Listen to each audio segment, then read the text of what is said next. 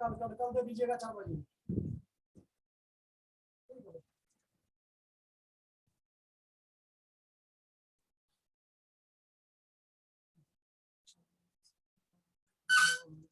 Class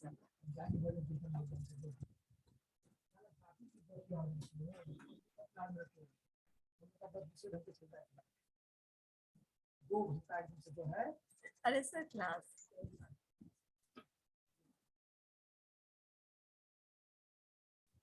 उनको आगे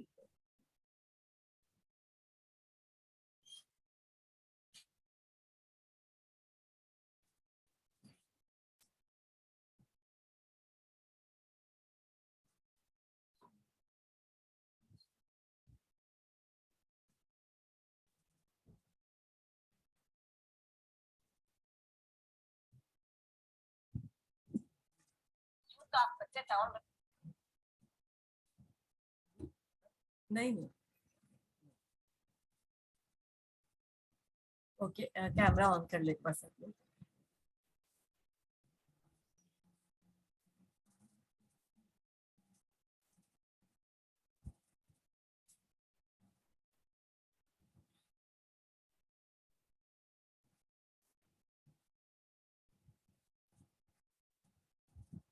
ठीक है, नए बच्चे ज्वाइन किए तो मैं स्टार्ट कर देती हूँ। हम लोगों को शायद policy and principles of policy पढ़ना था आज, है ना? मतलब नेक्स्ट क्लास में। Yes ma'am.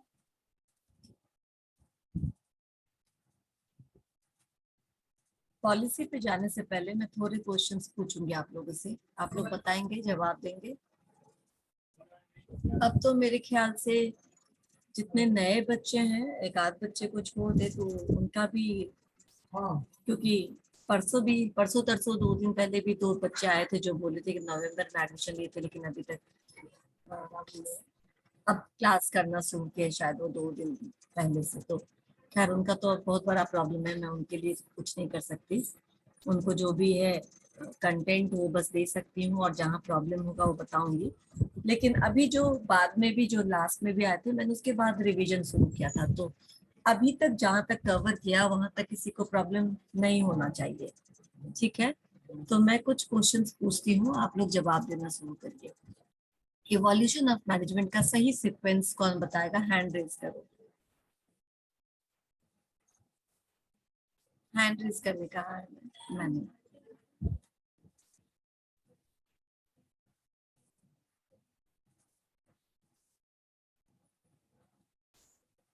यस, कोई नहीं।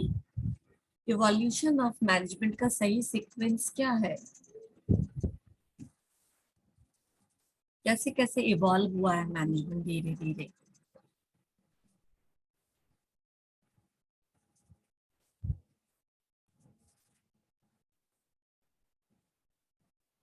What happened?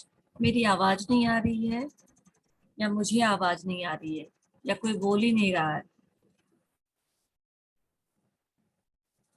या मैंने सबको म्यूट कर रखा है? No ma'am. फिर क्या हो गया? Ma'am can I? मैंने पूछा है इवोल्यूशन ऑफ मैनेजमेंट का सही सीक्वेंस क्या है? How management evolve? मैम सबसे पहले तो प्री साइंटिफिक म्यूट करो। विनीता एक सेकंड, विनीता ठीक है। इतनी देर के बाद आपके एंड से आवाज आई, लेकिन फिर भी कोई बात नहीं, मैं थोड़ी देर और तुम्हें रोकती हूँ। इसके अलावा और कोई स्टूडेंट जो ये जवाब दे सके, जो अभी क्लास में हो और ये जवाब दे सकता है?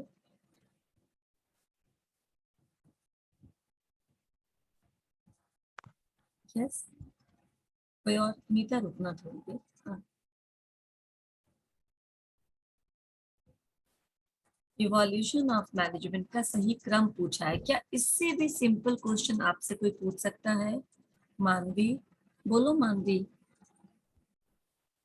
Ma'am pre scientific, classical theory में साइंटिफिक, ब्यूरोक्रेटिक, एडमिनिस्ट्रेटिव, और फिर ma'am non classical theory and modern theory. Non classical नाम नहीं है उसका, उसका नाम क्या है? जल्दी बोलो फिर से। नियो क्लासिकल है ma'am. Neo classical. Neo classical theory. और फिर मॉडर्न मॉडर्न मैनेजमेंट। ये क्या बहुत मुश्किल सवाल था कि सारे क्लास के बच्चे चुप थे इतनी देर तक? नहीं ना? चलो ठीक है, मैं दूसरा क्वेश्चन पूछती हूँ। बहुत आसान है, मैं आपको बहुत अंदर अंदर के क्वेश्चन अभी नहीं पूछ रही हूँ, बहुत सुपरफिशियल क्वेश्चन पूछ रही हूँ जो कोई भी जवाब दे सकता है। जैसे कि who is the father of scientific management? W Taylor. FW Taylor. W Taylor. ठीक। Who is the father of bureaucratic management? Henry Ford. Bureaucratic management, bureaucratic management कौन है? ये हाल रहा तो बहुत मैक्स मुश्किल। Weber. Max Weber, very good Dharamjeet. Arvind Kumar सही आंसर है, मैक्स वेबर है ब्यूरोक्रेटिक मैनेजमेंट के। ओके, अब आते हैं एडमिनिस्ट्रेटिव मैनेजमेंट में। मैंने थोड़ा सीक्वेंस बदल दिया, बस पूछने का सीक्वेंस ही तो बदल दिया है। एडमिनिस्ट्रेटिव मैनेजमेंट के कौन है father? FW Taylor. Administrative management के FW टेलर है। कौन जवाब दे रहा था ये? Vinita, Yes, ma'am. आपने बोला क्या? Yes, ma'am. एडमिनिस्ट्रेटिव मैनेजमेंट कहाँ हो तुम? Ma'am Henry Henry fuel. Ford. Yes, Henry fuel, ठीक है, हेनरी फ्यूल है। ओके ठीक है। एल्टन मायो को किस चीज का फादर बोला जाता है? या Elton Mayo is known for?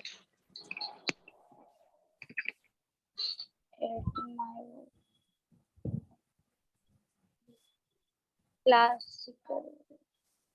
Elton Mayo का नाम कहाँ पे आता है? थोड़ा सोच कर तुम लोग आंसर तो, बहुत सिंपल सिंपल क्वेश्चन पूछती हूँ मैं।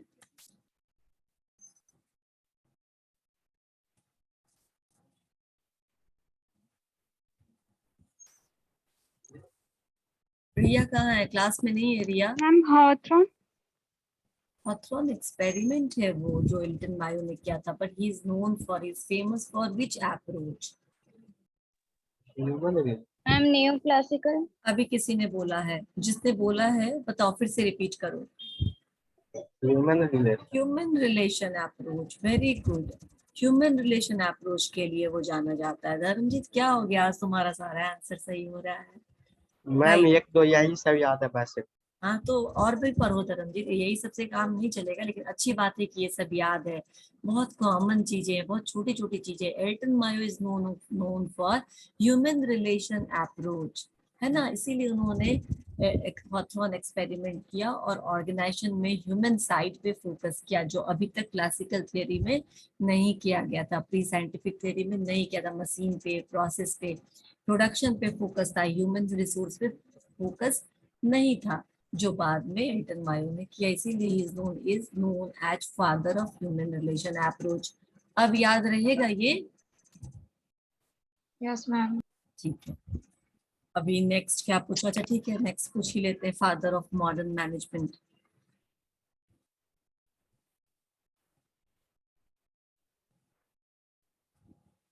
Ma'am Charles Babbage. Who said Charles Babbage? Henry Fayol. Computer. Henry Fayol. एक मिनट, चार्ल्स बेबेज किसने बोला पहले ये बताओ? सबके कैमरा ऑन करो प्लीज, जितने लोग क्लास कर रहे हैं प्लीज कैमरा ऑन करिए। कॉलेज से अभी जस्ट घर आई हूँ। हाँ बोला ये बात, अभी जस्ट घर आई हूँ। मैम अनुपमा। अनुपमा कोई बात नहीं। मैंने क्या पूछा? Father of modern management. Shweta तुमने शायद बहुत लेट ज्वाइन किया, या फिर तुम क्लास में थी हो क्या शुरू से? Yes ma'am. और बहुत सारे क्वेश्चन पूछे श्वेता, किसी ने जवाब नहीं दिया। मैम हम तो बोल रहे थे वो नियो क्लासिकल वाली, अब मेरा कैमरा ऑफ था इसलिए आपको पता नहीं चला। चलिए ठीक है, न्यू क्लासिकल में भी ह्यूमन अप्रोच सही है, ठीक है ना? ओके। अभी मैं पूछ, नेक्स्ट मेरा क्वेश्चन है, with the father of modern management? Peter Drucker. Peter Drucker. और चार्ल्स बेबेज कौन बोला था पहले? वो हाथ उठा। Who said Charles Babbage?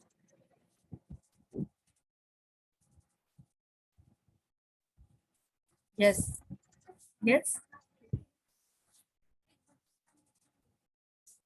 क्या हो गया?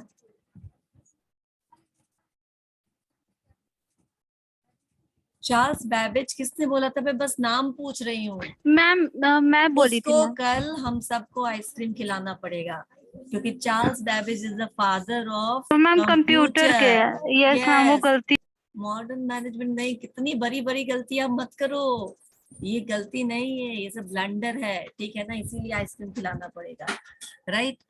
चलो कोई बात नहीं, मुक्त कर दिया तुमको इस सजा से मैंने, मत खिलाना। लेकिन मॉडर्न मैनेजमेंट के जो फादर वो पीटर ड्रकर, और चार्ल्स बैबेज कहाँ हमने पढ़ा था याद रखना, प्री साइंटिफिक फेज में पढ़ा था, और is the father of computer, ठीक है? इतना कभी मिस मत करना इसके बीच में। चलिए और क्वेश्चन पूछो या भी बस कर दे? चलिए ठीक है। प्लानिंग अगर हम पढ़े कि हम लोग प्लानिंग पढ़ चुके हैं, तो आप सिर्फ प्लानिंग में मुझे 2 टाइप्स बताइए जिसके बेसिस पे, या 3 टाइप्स, किस किस बेसिस पे प्लान को डिवाइड किया गया है। जिनको आता है हैंड रेज करो। प्लानिंग को किस बेसिस पे डिवाइड किया गया है, मैं बेसिस अभी जानना चाहती हूँ। मैम ड्यूरेशन, टाइम, हाँ ड्यूरेशन, ठीक है, ज्योति ने बोला, ठीक है। हाँ ऑपरेशनल प्लानिंग में duration, basis basis basis on which ma'am contingency planning, time पे बेसिस मैं पूछ रही हूँ जिसमें किसी ने कहा ऑपरेशन अभी, operation oh, these are the types of plan, but before types of plan you have to find out on which basis has been divided. Yes, जैसे हुआ ना ए सेलुलर और सेलुलर, ऑब्जेक्टिव ओरिएंटेड, मतलब ऑब्जेक्टिव के basis पे time, near future में कौन सा ऑब्जेक्टिव हमको अचीव करना है। बहुत स्पेसिफिक क्वेश्चन आपसे पूछ रही हूँ, आंसर भी बहुत स्पेसिफिक होगा।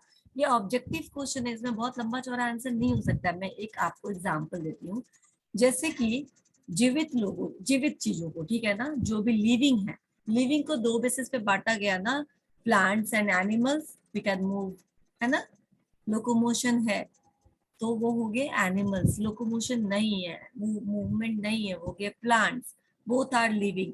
अब जो लिविंग बींग्स हैं उनको भी हमने कई बेसिस पे बांटा, जैसे ए सेलुलर और मल्टी सेलुलर, जो एक ही सेल में सारा फंक्शन जिसका हो जाता है, और धीरे धीरे मल्टी सेलुलर जिसमें ज्यादा सेल्स की संख्या ज्यादा होती है, अलग अलग पार्ट्स ऑर्गन्स होते हैं।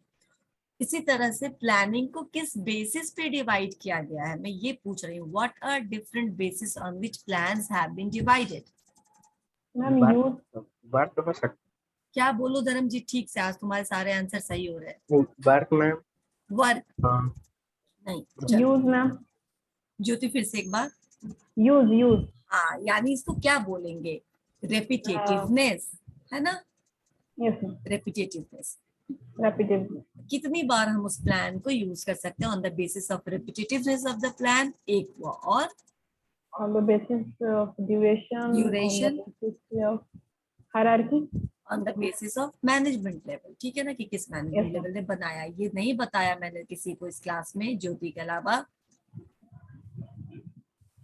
कि ड्यूरेशन के बेसिस पे कितने लंबे समय तक चलेगा, कौन से लेवल ऑफ मैनेजमेंट इन्वॉल्व उस प्लान को बनाने में इस बेसिस पे, या फिर रिपीटेटिवनेस, यानी कि कितनी बार हम रिपीट कर सकते हैं उस प्लान को, या कितनी बार वो यूज होता है, उसके बेसिस पे हमने प्लान को डिवाइड किया है। ये हुआ बेसिस। ये जवाब किसका किसका था, जिनका जिनका ये जवाब था वो सही है, वर्क के बेसिस पे, ऑब्जेक्टिव के बेसिस पे, प्लान तो होता ही इन सब बेसिस पे, लेकिन हमने डिवाइड किस बेसिस पे किया था, मैं ये पूछ रही हूँ, ठीक है। अब क्लियर हुआ कि प्लान को इन सब बेसिस पे हम डिवाइड करते हैं, ठीक है, क्लियर हुआ, ठीक है।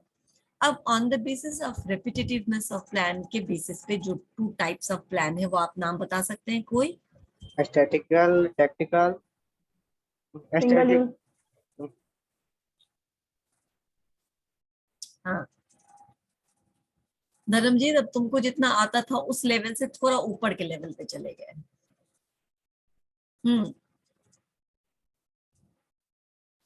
जो रेपिटेटिवनेस के बेसिस पे डिवीजन है प्लान का, उसमें क्या क्या है?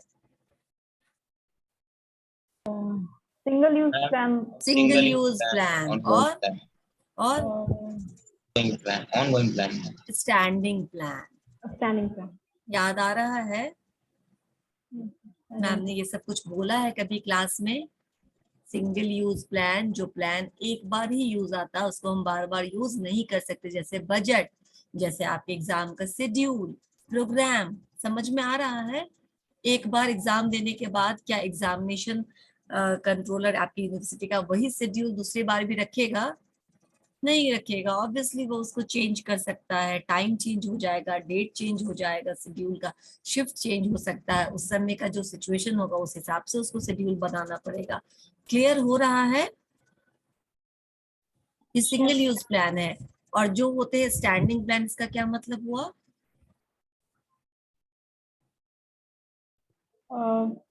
इसका मतलब कई जगहों पर कई वक्त में इसका यूज होता है। More than one time.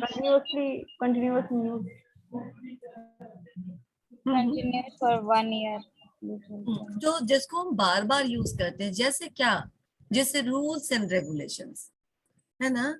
जैसे पॉलिसीज जो लंबे समय के लिए जो होते हैं। मैम एक 5 ईयर प्लान है वो। यस, कोई कुछ बोल रहा था।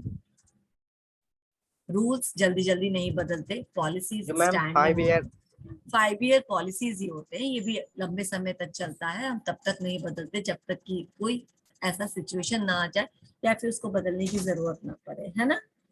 तो रूल्स, पॉलिसीज, ये सब क्या होता है? ये सब स्टैंडिंग प्लान के एग्जाम्पल्स थे। याद है या याद आया अभी भी? पॉलिसी पॉलिसी भी तो हो सकता है मैम। पॉलिसी तो बोल ही रही हूँ मैं, अच्छा, बोल ही रही हूँ ना मैं। ठीक है, पॉलिसीज, रूल्स, ये सब स्टैंडिंग प्लान के एग्जाम्पल है। एम्प्लॉय एम्प्लॉय क्या है? एम्प्लॉय प्लान है कुछ Ma'am, भी? acts, ma'am. क्या? Acts. आवाज तुम्हारी बहुत कट के आ रही है, मुझे कुछ समझ में नहीं आ रहा। चलो ठीक है, स्टैंडिंग प्लान के एग्जाम्पल यही सब है। याद आ रहा है ना? जो कि हम बार बार यूज करते हैं। जैसे रूल्स है तो हर किसी के लिए रिपीटेडली फॉलो होता है। पॉलिसीज है, एक साल एक बार बन गया तो वो लंबे समय तक चलता है, ऑलमोस्ट स्टैंडिंग नेचर का होता है, जब तक कि एक्सटर्नल या इंटरनल इन्वायरमेंट में कुछ ऐसे चेंजेस नहीं आ जाते हैं, तब तक वो कॉन्टिन्यूसली चलता रहता है। राइट, ये पॉलिसीज होते हैं, दे आर लॉन्ग लास्टिंग, इसीलिए इसको स्टैंडिंग प्लान्स बोलते हैं। रेलवे का शेड्यूल, ठीक है ना? रेलवे का टाइम टेबल लगभग स्टैंडिंग प्लान है या हमेशा रेलवे का सारणी बदलते रहता है समय सारणी? बोलो। बजट बदलता है हर साल, लेकिन No, ma'am. शेड्यूल उसका, टाइम टेबल उसका ऑलमोस्ट फिक्स रहता है, ठीक है ना? कभी कभी बदलने की जरूरत पड़ती है जब बहुत ज्यादा ऐसा कुछ डिमांडिंग सिचुएशन आ जाता है तब, या फिर जब आप कोई नई गाड़ियां इंट्रोड्यूस करते हैं उस क्षेत्र में तब, है ना? ओके, अब on the basis of duration and on the basis of management involve in plans, कितने टाइप के प्लान्स होते हैं? मैनेजमेंट के बेसिस मैनेजमेंट का basis, on the basis of management as well as on the basis of duration, दोनों ही मैंने बताया था। इसमें से दो, इसमें सभी कवर है। यस,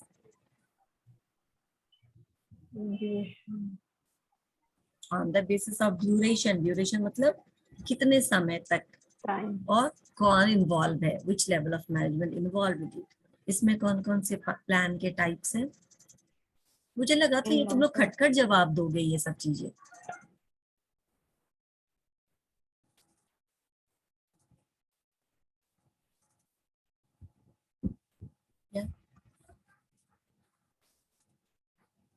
हैंड रेज करो जिनको मालूम है वो, मैं समझू कि किनको किनको मालूम है at least. On the basis of, मिल गया? नहीं था? अच्छा यही था क्या? ऑन द बेसिस ऑफ,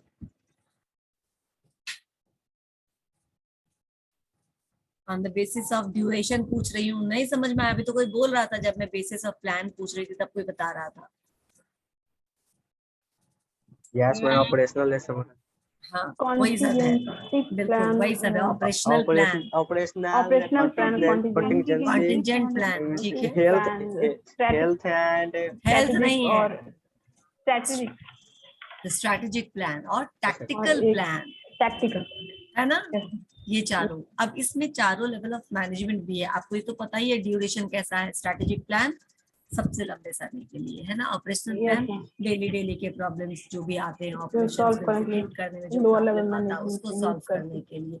उसके बाद टैक्टिकल प्लान्स जो लॉन्ग टर्म प्लान्स को सपोर्ट करने के लिए बनाए जाते हैं, supporting plans, mid term plans, इसको हम टैक्टिकल Yes. प्लान्स बोलते हैं। एंड कॉन्टिंजेंट प्लान्स जैसे बैकअप प्लान्स की तरह काम करता है। जब कोई आपका मेन प्लान नहीं एग्जीक्यूट हो पा रहा है तो आप उसी समय क्या करते हैं, अपने किसी बैकअप प्लान से, क्योंकि उस सिचुएशन में सिचुएशन अगर चेंज हो गया तो आपकी प्लानिंग को भी चेंज करना पड़ेगा। तो इस तरीके से सिचुएशनल जब हम कोई सेकंड अपना ऑप्शन रखते हैं, बैकअप प्लान रखते हैं, तो उसको हम कॉन्टिंजेंसी प्लान बोलते हैं। तो ये फोर्थ हो, ये लास्ट हो गया। ये ऑब्वियसली उसी समय यूज होगा जब आपका मेन प्लान फेल होता रहेगा, उस समय आप कॉन्टिजेंट प्लान से उसको एग्जीक्यूट करने की कोशिश करते हैं। समझ में आया? अब इसमें ड्यूरेशन तो मैंने बता दिया। अब इसमें मैम आपका किस वॉइस बहुत ब्रेक हो रहा है। यस मैम, कुछ क्लियर नहीं सुनाई दे रहा, सुनाई नहीं दे रहा क्या अभी? मतलब बहुत ब्रेक हो रहा है। पता नहीं, यहाँ तो ठीक लग रहा है मुझे नेटवर्क का कनेक्शन। एक सेकंड रुको। अभी आ रही है क्या? Yes ma'am. ठीक है। तो हम लोगों ने ये जो 4 प्लान अभी डिस्कस किया, ये चारों प्लान जो टैक्टिकल प्लान हुआ, कॉन्टिंजेंट प्लान हुआ, ऑपरेशनल प्लान हुआ और स्ट्रेटेजिक प्लान हुआ। अब आप ये बताइए कि इस सारे प्लान में कौन सा लेवल ऑफ मैनेजमेंट इन्वॉल्व होगा? मैम ऑपरेशनल प्लान्स में लोअर लेवल मैनेजमेंट इन्वॉल्व ठीक है, ठीक है, होंगे। ठीक है, मैम स्ट्रैटेजिक में टॉप लेवल, ठीक है। ऑपरेशनल में मिडिल लेवल, ऑपरेशनल में लोअर लेवल, अभी ज्योति ने लोअर बोला। लेवल। हाँ, और कॉन्टिजेंसी प्लान भी मैम सेम थी, लोअर लेवल में भी ठीक है, use बिल्कुल होगा, जो एग्जीक्यूट कर रहा है वही इन्वॉल्व होगा। वही ठीक है, इस्तेमाल करें। हाँ हाँ। ऐसे इसमें टॉप लेवल मैनेजमेंट भी ज्योति हो सकता है, क्योंकि टॉप लेवल मैनेजमेंट जब भी कोई प्लान हम बनाते हैं तो हम प्लान ए प्लान बी करके चलते हैं कि अगर कुछ सिचुएशन चेंज होगा तो आप उसको चेंज कर सकते हैं, लेकिन अगर ऐसा कुछ नहीं है तो फिर जो एग्जीक्यूट कर रहा है वो अपने हिसाब से उस प्लान में चेंजेस ला करके उस प्रॉब्लम को सॉल्व करने की कोशिश करेगा। टैक्टिकल प्लान बचा, ये इसमें कौन इन्वॉल्व होगा? Ma'am lower level. Middle level management. Middle कुछ तो लेवल उनके लिए भी छोड़ दो, है ना। मिडिल लेवल मैनेजमेंट, ठीक है ना, क्योंकि वो मिड टर्म प्लान बनाते हैं। वो जो लॉन्ग टर्म प्लान है उसको सपोर्ट करने के लिए छोटे छोटे प्लान्स बनाते हैं ताकि हम उस गोल को अचीव कर सके। इसी को हम टैक्टिकल प्लान्स बोलते हैं। Middle level management is involve in it. अभी क्लियर हुआ सब कुछ? ठीक है, इतना क्लियर हुआ प्लानिंग से? Yes ma'am. प्लानिंग प्रोसेस के स्टेप्स अगर पूछे तो बता सकते हैं कोई? ये थोड़ा अंदर तक हो गया है ना, ये थोड़ा डीप हो गया। Different steps of planning process. कभी अभी तो मैं सुपरफिशियली पूछ रही हूँ, प्रोसेस नहीं याद, मतलब थोड़ा स्टेप आप बता सकते हैं प्लानिंग के लिए क्या क्या जरूरी है करना प्लान करने के लिए? मैम एस्टैब्लिशिंग, पहले ऑब्जेक्टिव पहले एस्टैब्लिश, अवेयरनेस अबाउट द अच्छा, एनवायरनमेंट, अपॉर्चुनिटी के बारे में अवेयर होना, ठीक है ना, कि किस चीज को लेकर के अभी सही समय है। देन उसके बाद objective, very good, objective decide करें। फिर प्लानिंग प्रीमाइसेस, प्रीमिसेस चेक करिए कि what are the availability of resources, what are the strengths, कैसे हम कर सकते हैं इस काम को। वेरी गुड, स्ट्रेंथ वीकनेस को एक बार आइडेंटिफाई कर लेंगे हम प्रीमिसेस चेक करते समय। उसके बाद अल्टरनेटिव। जनरेट ऑल्टरनेटिव्स, ठीक है। उसके बाद evaluate Selecting alternatives and evaluation के बाद selection of the best alternatives and then implementation. Implementation. अच्छा ठीक है, selection of the best alternative के बाद अब सीधा इम्प्लीमेंटेशन भी कह सकती है विनीता, और ये सही है, बिल्कुल सही है, कोई गलती नहीं है इसमें। फॉर्मुलेटिंग। हाँ, आप ये भी कह सकती हैं कि ऑल्टरनेटिव सेलेक्ट करने के बाद फॉर्मुलेशन ऑफ सपोर्टिंग प्लान्स, ठीक है ना। जब आपने प्लान बेस्ड प्लान चुन लिया कि इस तरीके से मुझे काम करना है, तो अब उस प्लान को और ज्यादा सपोर्ट करने के लिए जो छोटे छोटे प्लान, जैसे मैंने टेक्टिकल प्लान्स बोला ना, ये जो आप टैक्टिकल छोटे छोटे प्लान्स बनाएंगे जिसके हेल्प से आपका वो long term plan successfully execute हो सके, ये भी आप कर सकते हैं एक और स्टेप, ठीक है। अगर आप इसको स्किप करना चाहते हैं तो आप इसको स्किप करके सीधा इम्प्लीमेंटेशन ऑफ प्लान बोल सकते हैं सिलेक्शन के बाद, ठीक है। नेक्स्ट, नेक्स्ट इम्प्लीमेंटेशन के बाद क्या, अब तो लास्ट स्टेप पे review. पहुंच चुके हैं, रिव्यू फॉलो अप, है ना। फीडबैक रिव्यू हाँ, फीडबैक रिव्यू फॉलो अप के बाद देखेंगे कि हमारा प्लान कितना अच्छे से एग्जीक्यूट हुआ या क्या कमी रह गई या फिर कितना और अधिक इसमें कोशिश करने की जरूरत है इसको सक्सेसफुल बनाने की। That's it. ठीक है, ठीक है। अच्छा चलो एक आध क्वेश्चन इधर से पूछ लेते हैं। यूनिटी ऑफ कमांड क्या है?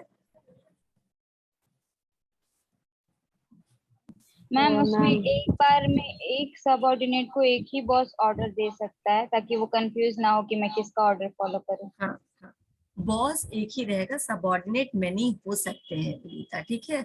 सबऑर्डिनेट 3 4 5 हो सकते Order हैं, flow लेकिन from बॉस one एक ही रहेगा और एक बॉस एक टाइम में एक सबऑर्डिनेट को एक टाइम में सिर्फ एक बॉस से ही ऑर्डर मिलेगा। ठीक है, ठीक है ना। सबऑर्डिनेट अधिक भी हो सकते हैं क्योंकि एक बॉस, ये स्पैन ऑफ मैनेजमेंट हो गया है ना, एक बार में कितने लोगों को हैंडल कर सकता है। तो अगर वो 4 को हैंडल कर सकता है तो 4 लोगों को ऑर्डर देगा, लेकिन एक ही बॉस रहेगा और हर एक सबऑर्डिनेट उसी के लिए और उत्तरदायित्व होगा, है ना, कि उसी को आंसरेबल रहेगा कि क्या मैंने काम किया नहीं किया। यानी एक जूनियर को मल्टीपल बॉस नहीं गाइड करेंगे, मल्टीपल बॉस को एक सीनियर गाइड कर, मल्टीपल जूनियर को एक बॉस गाइड कर सकता है।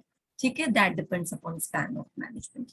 ठीक है, यानी वन हेड वन सबऑर्डिनेट तो हम बोलेंगे यूनिटी ऑफ कमांड, और एक ही जगह से सारे। यूनिटी ऑफ डायरेक्शन क्या है? मैम सब लोग एक ही डायरेक्शन में काम करें ऑब्जेक्टिव को अचीव करने के या लिए। सारे general ऑब्जेक्टिव, objective. बिल्कुल, ऑर्गेनाइजेशन के जो जनरल ऑब्जेक्टिव है उसको अचीव करने के लिए सारे डिपार्टमेंट, सारे डिवीजन, सारे एम्प्लॉयज एक ही डायरेक्शन में अपना कंट्रीब्यूशन देते हैं, उसको हम यूनिटी ऑफ डायरेक्शन बोलते हैं। ठीक है ना, वन बॉस वन प्लान, याद रहेगा। ठीक है, स्पिरिट कॉर्प्स क्या है? मैम सारे एम्प्लॉयज के बीच में यूनिटी रहना चाहिए, कोई डिस्क्रिमिनेशन ना हो। Team Motivation. Spirit, team spirit team की स्पिरिट भावना होना ही स्पिरिट कॉर्प्स है। Instead of using I have done this, हाँ यू हैव डन दिस के बदले क्या होना चाहिए? वी हैव डन दिस, है ना, हम लोगों ने ये किया है। ठीक है, इक्विटी क्या है? यहाँ पे हेनरी फ्योल के 14 प्रिंसिपल में इक्विटी क्या है? इक्विटी टर्म को कैसे डिफाइन करेंगे? मतलब मैम सबके बीच में समानता होनी चाहिए, कोई भेदभाव किसी भी तरह का बिल्कुल, नहीं। कोई डिस्क्रिमिनेशन नहीं होना चाहिए, बिल्कुल। हाँ, कोई डिस्क्रिमिनेशन नहीं, किसी भी बेसिस पे कोई डिस्क्रिमिनेशन नहीं होगा तो हम उसको इक्विटी बोलेंगे। स्केलर चेन क्या है? मैम फॉर्मल वे होता है कम्युनिकेशन का, कम्युनिकेट करने का। Very good. और कुछ? उसके बीच में मैम एक गैंग प्लैंक आता है जो इमरजेंसी के टाइम पे यूज होता है। ठीक है, ये भी सही है। स्केलर चेन यानी formal way of communication between the different authority responsibility को जो डिफाइन करता, वेल डिफाइन करता, और फिर जब हम कम्युनिकेट करते हैं तो सबको लूपहोल में रख करके करते हैं, क्योंकि हम इससे क्या करते हैं? यूनिटी ऑफ कमांड को एस्टैब्लिश करने में हेल्प करते हैं। ठीक है, चलो अब इम्पर्सनल रिलेशनशिप कहाँ पे है? ये टर्म हमने कहाँ पढ़ा था, इसका क्या मतलब है? मैम ब्यूरोक्रेटिक मैनेजमेंट, ठीक है, क्या मतलब इसका? बिल्कुल सही। मतलब जो भी रिलेशनशिप है वो ऑफिशियल होना चाहिए एम्प्लॉयज और सबऑर्डिनेट के बीच में। शाबाश, वेरी गुड। ऑफिशियल होना चाहिए, कोई पर्सनल रिलेशनशिप या इमोशन सेंटिमेंट्स के बेसिस पे कोई रिलेशनशिप एग्जिस्ट नहीं करेगा ऑर्गेनाइजेशन के अंदर। ठीक है, ओके। रेड टेपिज्म का क्या मतलब बताया था मैंने क्लास में? Ma'am too much paper, document too much paper work, बहुत अधिक फोकस होना पेपर वर्क पे, बहुत अधिक रूल्स एंड रेगुलेशंस को स्ट्रिक्टली फॉलो करना, ये भी हुआ। ठीक है, ओके, ये ब्यूरोक्रेटिक मैनेजमेंट से था। ठीक है, अब हम ऑर्गेनाइजेशन पे आते हैं। लाइन अथॉरिटी क्या है? मैं बता चुकी हूँ ये सब। Relationship between superior and subordinate in which superior gives order to subordinate and they give them feedback.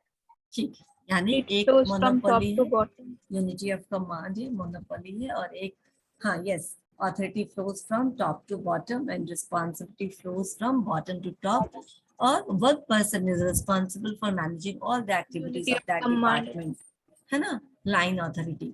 Okay, staff authority, ma'am specialist जो होते हैं एडवाइजरी बॉडी, एडवाइस देने के लिए एडवाइजरी बॉडी यस, जो हेल्प करते हैं किसको? लाइन मैनेजमेंट लाइन मैनेजर को किस चीज में? डिसीजन लेने में, प्रॉब्लम को Advice सॉल्व कर- करने में, ठीक है ना। ये सीनियर होते हैं लाइन मैनेजर के। नो मैम नो मैम, क्या होते हैं? मैम क्या? वर्किंग पैरेलल, मैम इक्विवेलेंट होते हैं पैरेलल होते हैं बिल्कुल, यहाँ पे Equivalent. कोई सीनियर और जूनियर का, इसीलिए लाइन अथॉरिटी जब भी पूछा जाए तो यहाँ पे सीनियर और जूनियर या फिर सीनियर सबऑर्डिनेट का रिलेशनशिप होता है, लेकिन स्टाफ अथॉरिटी में नहीं होता है। कोई किसी का सीनियर नहीं होता, इसीलिए कोई किसी को डायरेक्शन या डेलीगेशन नहीं करता, जस्ट एडवाइस देने का काम करते हैं स्टाफ अथॉरिटी, ठीक है। कंसल्टेंट के रूप में या फिर उनको प्रॉब्लम सॉल्व करने में मददगार के रूप में आते हैं एग्जिस्टेंस में, और ये किसी के ऊपर अपना कोई कमांड एक्सरसाइज नहीं करते, कंट्रोल एक्सरसाइज नहीं करते, ठीक है, राइट। तो लाइन ऑर्गेनाइजेशन क्या है?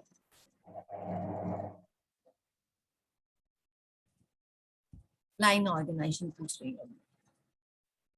मैम फॉर्मल ऑर्गेनाइजेशन, हाँ, फॉर्मल तो है, और क्या है? लाइन ऑर्गेनाइजेशन जिसमें कोई स्टाफ अथॉरिटी नहीं होता, एक ही लाइन अथॉरिटी ही होता है और वही सारे काम को देखता है, यानी कि वो थिंकिंग एंड एग्जीक्यूशन दोनों काम के लिए रिस्पॉन्सिबल लाइन मैनेजर होता है। जो भी इंस्ट्रक्शन देना है सबऑर्डिनेट को, सारे इंस्ट्रक्शन देता है और काम करवाता है। यहाँ पे कोई दूसरा बॉडी नहीं होता, लेकिन यहाँ पे यूनिटी ऑफ कमांड होता है, डिसीजन मेकिंग फास्ट होता है, राइट। ये सब कह सकते हैं ना लाइन ऑर्गेनाइजेशन में। लाइन एंड स्टाफ में क्या होता है?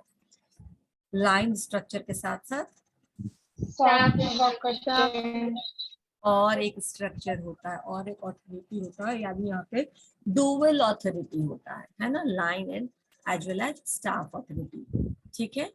यहाँ पे भी यूनिटी ऑफ कमांड होता है। Yes ma'am very good. क्यों, कैसे?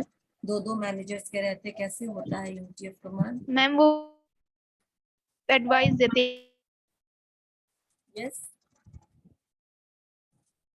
अगर वो चाहे या नहीं। ठीक है, यानी वो सिर्फ एडवाइस देते हैं, कमांड नहीं करते हैं। मेरी आवाज आ रही है अभी? क्या आ रही है आवाज? यस मैम ठीक, यस मैम ठीक है। तो ये क्या हो गया? ये स्टाफ अथॉरिटी हो गया। इसके बाद हम लोगों ने पढ़ा था फंक्शनल ऑर्गेनाइजेशन। ये क्या है? किस बेसिस से फंक्शनल ऑर्गेनाइजेशन को बनाते हैं?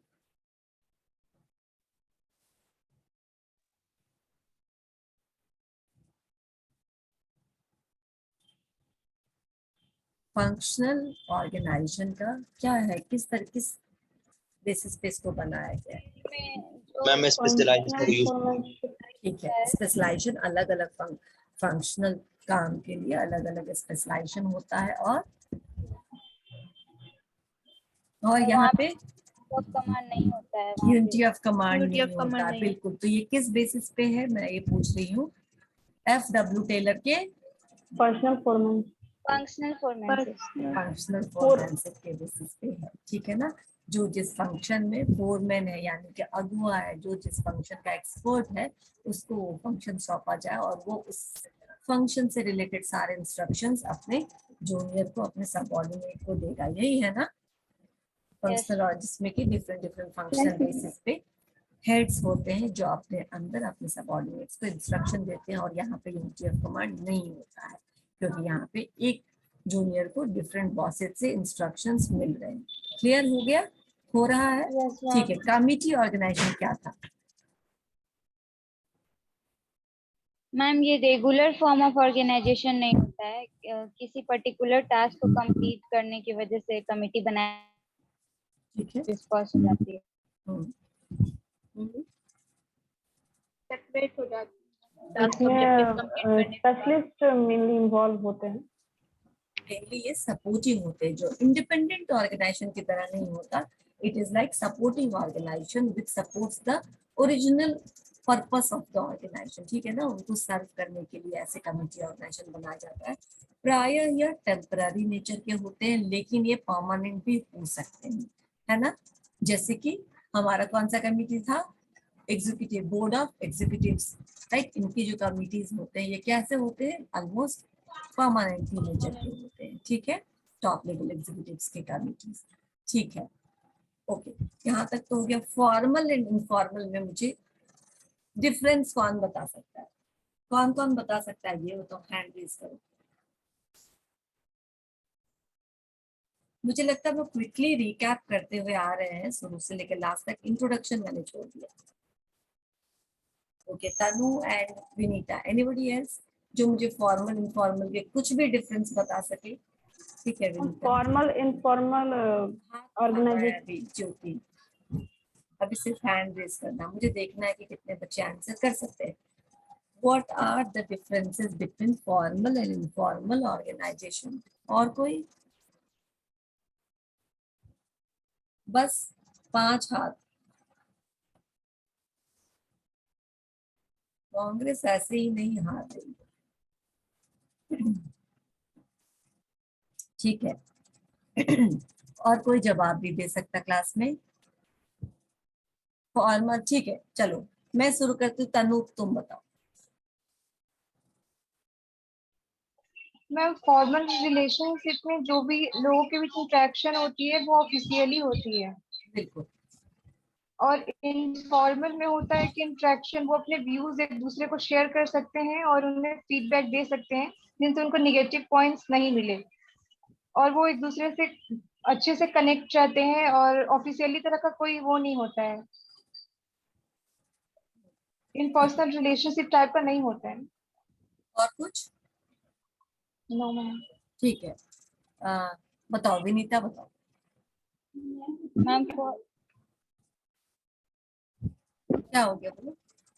No no ma'am, ma'am formal organisation में जो ऑर्गेनाइजेशन में फॉर्मली रिलेशनशिप क्रिएट होते हैं, जैसे कि सुपीरियर सबऑर्डिनेट्स के बीच में, वहाँ पे हम ऑर्डर्स दे सकते हैं, उनसे काम करवा सकते हैं, मतलब वहाँ पे एक रूल्स एंड रेगुलेशंस होता है कि उन्हें करना ही। फॉर्मल में रूल्स एंड रेगुलेशंस होता है, सीनियर जूनियर का स्ट्रक्चर होता है, ये 2 पॉइंट तुमने कहा, जो इनफॉर्मल में नहीं होता है। इनफॉर्मल में कोई रूल्स एंड रेगुलेशन नहीं होता, अपने बनाए नॉर्म से वो रन होते हैं, और कोई सीनियर जूनियर का भी ऐसा हायरार्की नहीं होता है। 2 पॉइंट क्लियर हो गया। और कुछ? इनफॉर्मल में लाइकिंग के बेसिस पे बनते हैं, ठीक है, और वो ग्रुप्स अपने लाइकिंग के बेसिस पे, मेंटल लाइकनेस के बेसिस पे, या हॉबीज या इंटरेस्ट के बेसिस पे बनते हैं, जबकि इनफॉर्मल ग्रुप्स ऑर्गेनाइजेशन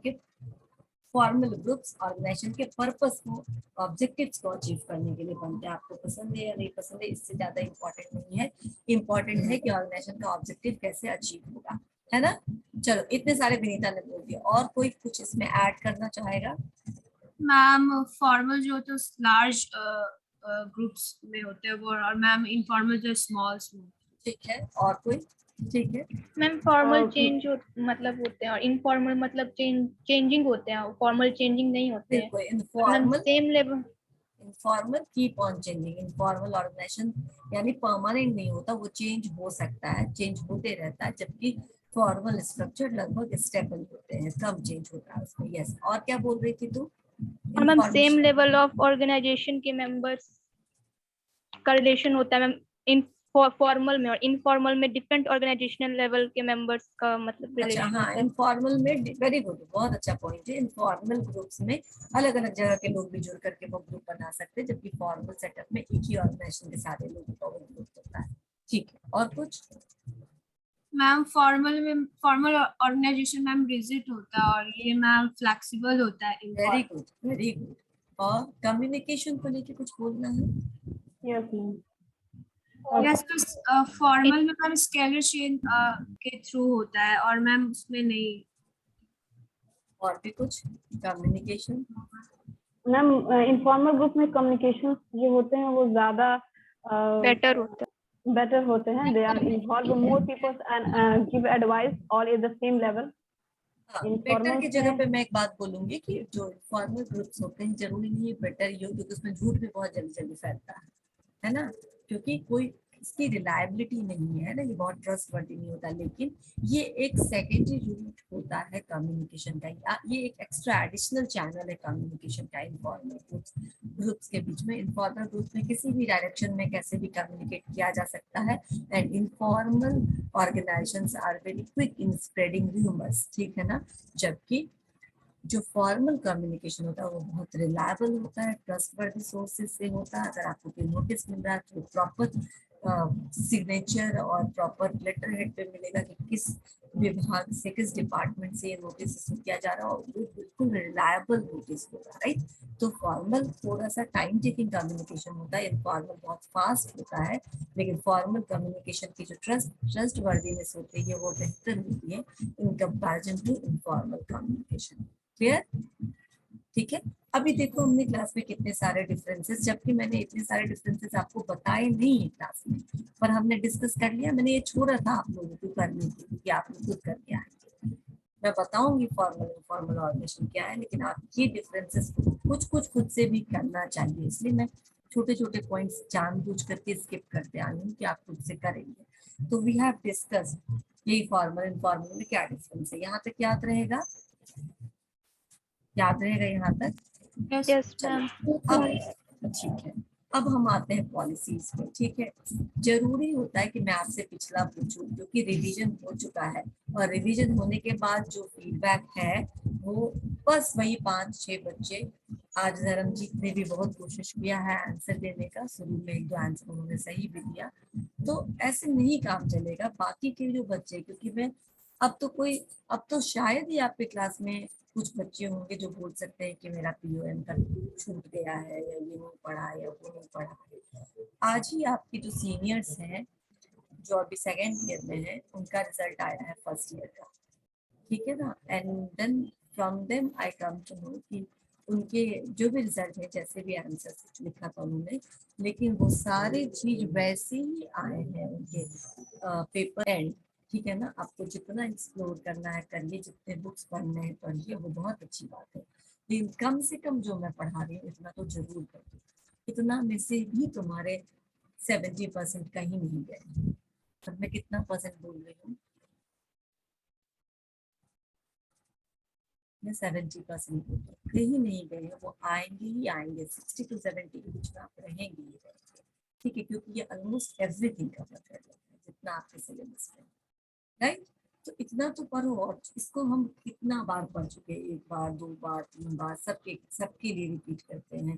तो मैं बार बार रिपीट करा रही हूँ, क्योंकि अगर ठीक समय मिल रहा है तो अच्छे से तुम्हारा ये बेस क्लियर हो जाए। नेक्स्ट सेमेस्टर में तो कुछ है नहीं, वो भी HR से रिलेटेड, लेकिन उसके बाद फिर आएगा ये सब, ठीक है ना। तो इतना आपको कॉन्सेप्ट क्लियर रहेगा तो बेहतर रहेगा। चलिए अब पॉलिसीज पे आते हैं कि जो मुझे आज एक्चुअली शुरू करना था। पॉलिसीज क्या है, कौन बता सकता है? अभी मैंने पढ़ा, मतलब रिवीजन नहीं करवाया, आप ये मत बोलो मैम ये तो आपने पढ़ाया भी नहीं, फिर भी पूछ रहे हैं। Ma'am policy set of rules and regulations होते हैं जिसके अंदर ही डिसीजंस लेते हैं, ये टॉप लेवल मैनेजमेंट के द्वारा मतलब बनाया ये पॉलिसीज है, एग्जांपल स्टैंडिंग प्लान का अभी भी हम लोगों ने डिस्कस किया, right. Set of rules and regulations, यानी ये एक तरह से क्या है, ये एक तरह से लॉन्ग टर्म प्लान्स होते हैं जो आपको गाइड करते हैं as a manual, act as instructor और गाइडलाइंस जो आपको बताता है कि किस समय में किस तरीके का डिसीजन लेना है, राइट। सो पॉलिसीज को अगर हम बोले तो डेफिनेशंस, अगर पॉलिसी का बोले तो क्या हो सकता है, एक जनरल स्टेटमेंट है ना, एक जनरल स्टेटमेंट जो मैनेजर्स को सोचने में, डिसीजन मेकिंग में हेल्प करता है, वही पॉलिसी कहलाता है। अच्छा देखो, किसी बच्चे को रिवॉर्ड देना है, फर्स्ट देना है या सेकंड करना है, ये कैसे पता चलेगा फैकल्टी को? ये फर्स्ट हुआ, ये सेकंड हुआ, या फिर ये फर्स्ट डिवीजन है, ये सारे फर्स्ट डिवीजन है, ये सारे सेकंड डिवीजन है, ये सारे थर्ड डिवीजन है, कैसे पता चलेगा? एक पॉलिसी है ना कि 60% एंड अबव फर्स्ट डिवीजन, उसके नीचे सेकंड डिवीजन, उसके नीचे थर्ड डिवीजन, है ना। ये हर किसी के लिए बदलते रहता है क्या? नहीं, ये कांस्टेंट रहता है। ये पॉलिसी है, ये गाइडलाइंस है कि जितने बच्चे इस परसेंटेज को क्रॉस कर जाएंगे वो सारे बच्चे फर्स्ट डिवीजन में के कैटेगरी में फॉल करेंगे, और ये सबके लिए फिक्स है, ये बदलेगा नहीं, है ना। ऐसे ही जो गाइडलाइंस है जो आपको बार बार बदलने का मौका नहीं देता, जो आपका रास्ता आसान कर देता है, आप इसको फॉलो करो, ठीक है। कहीं पे लिखा हुआ है कि धूम्रपान निषेध है, नो स्मोकिंग, ठीक है ना, स्मोकिंग करने पर हम आपको पेनल्टी लगाएंगे। तो ये तुम्हारे लिए एक गाइड की तरह काम करता है कि यहाँ पे लिखा हुआ है। अब यहाँ अगर हमने स्मोकिंग किया तो क्या हो जाएगा, 500 रुपए का, 1000 रुपए का फाइन लग जाएगा, राइट। तो एक तरह से सपोर्ट किया ना, हेल्प किया ना तुम्हारे बिहेवियर को सही ट्रैक पे रखने के लिए। अगर वो नहीं लिखा रहता और तब आप करते और तब आपसे बोलता कोई 1000 रुपए का फाइन दीजिए, तो आप बोलते ना कहीं लिखा नहीं है, मुझे कैसे पता चलेगा, है ना। तो पॉलिसी आपके बिहेवियर को, आपके कंडक्ट को, प्रॉब्लम को सॉल्व करने के लिए आप क्या डिसीजन लेंगे, इसमें आपको मदद करता है यार। तो policy act as a big boundary, right, big boundary की तरह पॉलिसी होता है जिसके अंतर्गत सारे प्लान्स ऑपरेट करते हैं, सारे मैनेजर्स को अपना डिसीजन लेना होता है, हर एक लेवल ऑफ मैनेजमेंट अपने डिसीजंस, अपने प्रॉब्लम्स को पॉलिसी को फॉलो करते हुए ही सॉल्व करती है, उसके अगेंस्ट नहीं जा सकते। समझ में आया। एंड पॉलिसी क्यों फॉलो किया जाता है, ताकि आपका काम आसान हो जाए, ऑर्गेनाइजेशन का काम आसान हो जाए। किसको पनिश करना है और किसको रिवॉर्ड करना है वो पॉलिसी में लिखा हुआ है, आप उसको फॉलो करेंगे, आपको हर बार ये माथापच्ची नहीं करनी पड़ेगी, और आपके ऑर्गेनाइजेशन के लोग भी आपको एलिगेशन नहीं लगाएंगे कि आप डिस्क्रिमिनेशन करते हैं। समझ में आया। हमको इतना ही नंबर मिला था तो हम सेकंड डिवीजन हो गया, उसको इतना ही नंबर मिला तो वो टॉप हो गया, है ना। ऐसा नहीं होगा ना, है ना, क्योंकि ये पॉलिसी के तहत हो रहा है। तो ये गाइड हो रहा है, इक्विटी है, डिस्क्रिमिनेशन नहीं हो रहा है किसी के साथ, चूंकि पॉलिसी है। और मैनेजर को बार बार दिमाग लगाना पड़ रहा है, नहीं लगाना पड़ रहा, क्योंकि उसको गाइड करने के लिए भी पॉलिसी है। इसीलिए बोलते हैं कि पॉलिसी क्या है, एक स्टेटमेंट है, नॉर्मल स्टेटमेंट है, अंडरस्टैंडिंग है, जो मैनेजर को सोचने में और डिसीजन लेने में मदद करता है, राइट। ये पॉलिसी वर्बल भी हो सकता है, रिटन भी हो सकता है, ओरल भी हो सकता है, इम्प्लाइड भी हो सकता है। मतलब वर्बल बोलो या ओरल बोलो, सब मुंह से बोला हो, लिखित हो, रिटन भी हो, या फिर इम्प्लाइड का मतलब अंडरस्टूड है, ठीक है ना। जैसे कि कुछ पॉलिसीज अंडरस्टूड है, आप जब क्लास में आते हैं तो आपका बिहेवियर कैसा होना चाहिए, क्लास जैसा होना चाहिए या डिस्कोथेक जैसा होना चाहिए, क्लासरूम लिखा रहेगा क्लास में, क्लासरूम के अंदर जाकर के डिस्को जैसा बिहेव ना करे, नहीं लिखा रहेगा ना, क्योंकि आपको मालूम है आप पढ़ने के लिए आए हैं, आप क्लास में आए हैं, आपको सर्टेन नॉर्म्स फॉलो करने होंगे, जो कॉलेज के नॉर्म्स है वो फॉलो करने होंगे। सिंपल। ये इम्प्लाइड है ना, या फिर कहीं पे लिख करके बताना जरूरी होता है, ये नहीं जरूरी है, बिल्कुल ठीक है। ये क्या है, ये इम्प्लाइड है। अगर ट्रेन का टिकट तुमने लिया है तो ये इम्प्लाइड है कि तुमको ट्रेन पकड़नी है, राइट। तो समय से जाएं आप एयरपोर्ट, या समय से आप जाएं रेलवे स्टेशन या बस स्टॉप, ये जरूरी है ना, या ये भी लिख के देने की जरूरत है कि आप समय से इतना घंटा पहले आ जाएं। एयरपोर्ट पे तो लिखा रहता है कि आप 1.5 घंटे पहले आ जाए, क्यों, क्योंकि कितने पहले आ जाए ये आपको नहीं मालूम है। अदरवाइज रेलवे स्टेशन पे आप 10 मिनट पहले भी जाएंगे तो काम चल जाएगा, 2 घंटे पहले भी जाए तो कोई बात नहीं, लेकिन एयरपोर्ट पे आपको 1.5 से 2 घंटा पहले जाना पड़ेगा, क्योंकि आपको बहुत सारे प्रोसेस, चेक इन प्रोसेस आपको करने होते हैं, जिसके लिए आपको 1.5 घंटे का समय देना पड़ता है, ठीक है ना। इसीलिए वहाँ लिखा होता है कि 1 से 1.5 घंटा पहले आप चले जाएंगे, लिखा होता है। तो सर्टेन जगह पे ये इम्प्लाइड है, अंडरस्टूड, और सर्टेन जगह पे ये रिटन है, क्योंकि आपको इतना क्लियरिटी नहीं है कि कितने देर पहले पहुंचना है। लेकिन समय से पहले ट्रेन खरीदा है, ट्रेन का टाइम, ट्रेन नहीं खरीदा, ट्रेन की टिकट खरीदी है, तो टिकट खरीदी है 3 बजे की, और अगर आप पहुंचेंगे 4 बजे और उल्टा दावा करेंगे आप ट्रेन के अथॉरिटीज पर कि हमारी ट्रेन छूट गई, हमारा इतना पैसा बर्बाद हो गया, तो क्या वो दावा आपका एंटरटेन होगा? नहीं होगा, नहीं होगा। इसलिए क्योंकि आप समय से पहले नहीं आए, तो इसमें उन अथॉरिटीज की कोई गलती नहीं है, आपने इंक्वायरी नहीं किया, आप पहले नहीं आए तो क्या गलती है। इसीलिए policies are written as well as implied. Clear, ठीक है, समझ में आया। चलो, इससे ज्यादा डिटेल में पॉलिसी के बारे में कल क्लास में पढ़ेंगे। कल क्लास है ना? Yes ma'am. ठीक है, अटेंडेंस ले लीजिए।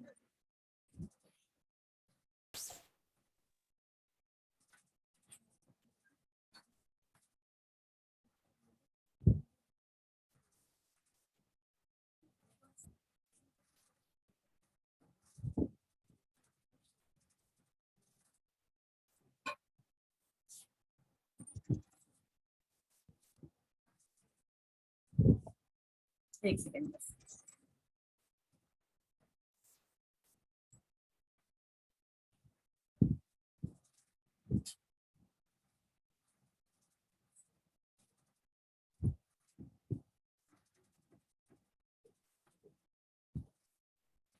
ओके अभी मैं अटेंडेंस लूंगी 1 to 10 जितने बच्चे हैं वो बस अपना बताएंगे, ठीक है ना? मैम तो 5. एक एक करके, 5 नहीं, थोड़ा सा ध्यान दो, थोड़ा सा अपने अपने टाइम में बोलना, एक एक करके, ठीक है?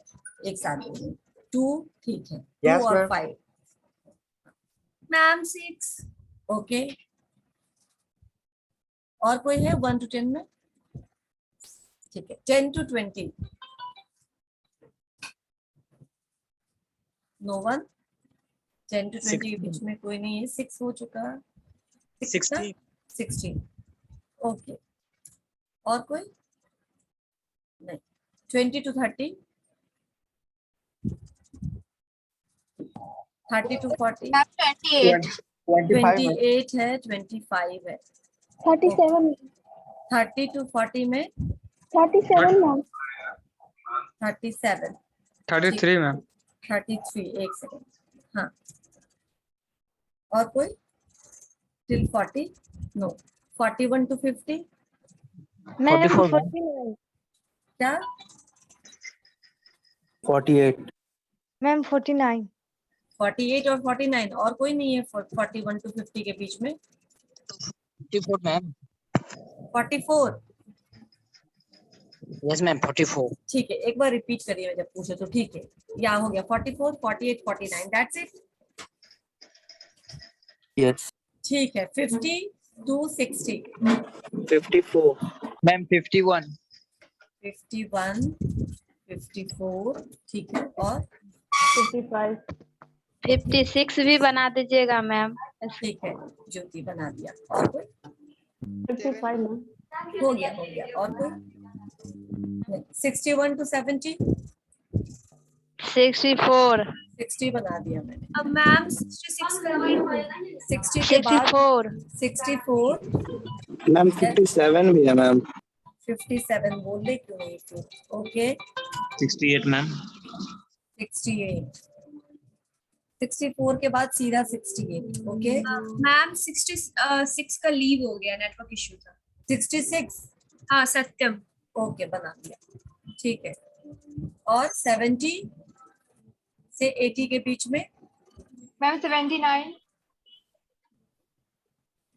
ओके। और कोई है क्या 70 to 80 के बीच में? नहीं। 80 to 90 89 मैम। सीधा 89 ओके। 90 to 100 के बीच में और कोई? 92 मैम। 92 anybody else? मैम 57 का मुझे लगता है छूट गया, अनम्यूट नहीं हो रहा। 57 जस्ट अ मिनट। 57 बना हुआ है 57 का। मैम 67. 60